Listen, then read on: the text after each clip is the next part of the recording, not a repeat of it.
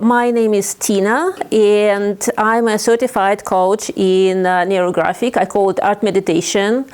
Also, I'm a professional artist, and maybe you all heard that artists, they can show their feelings, they can put everything on the canvas to express themselves, to release it.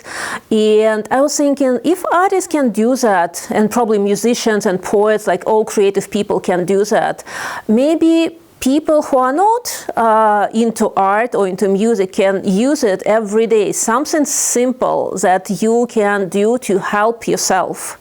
Russian psychologist Pavel Piskarev, who introduced this new technique called neurographics, and he said that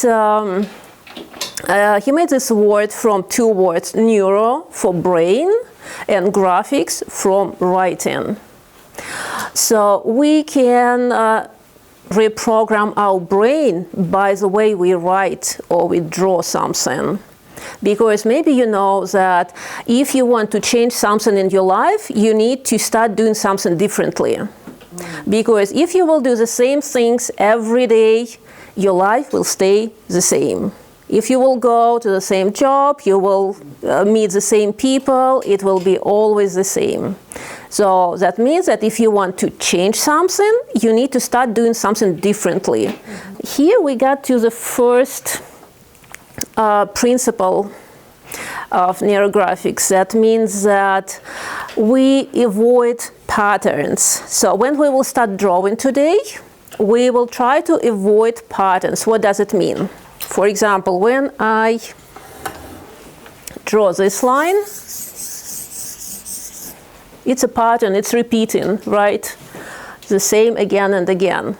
So, as we don't want repeating, we want something new, we need to do it intentionally and draw the line that is very, very random and not repeating itself.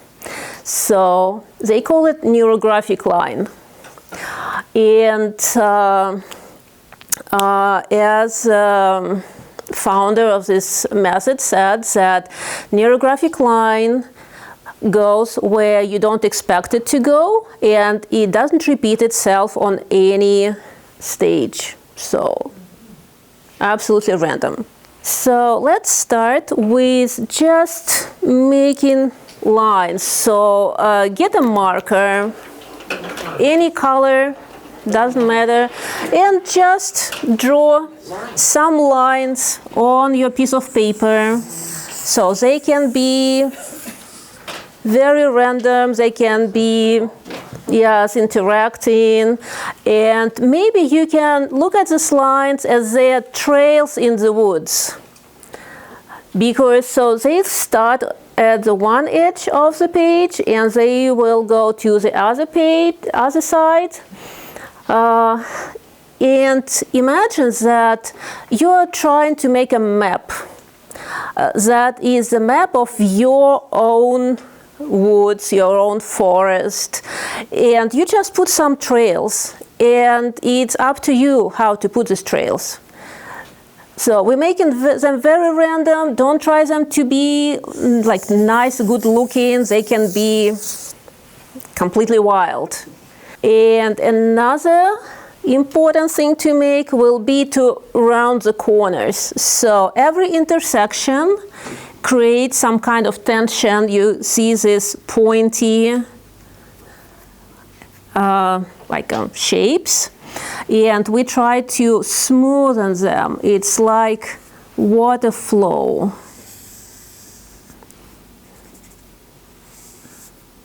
So we just add in little arcs here. So we do that because we want our life to be nice and smooth, so there will be no bumps on the road.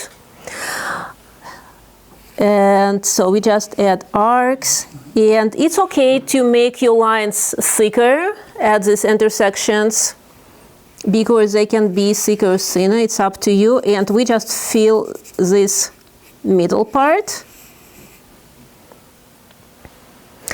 And sometimes when you have like a shape here like that, or can be a smaller shape. We can put an oval inside here and an arc here. So again, we have round, smooth lines. So think of the water flow. Think of the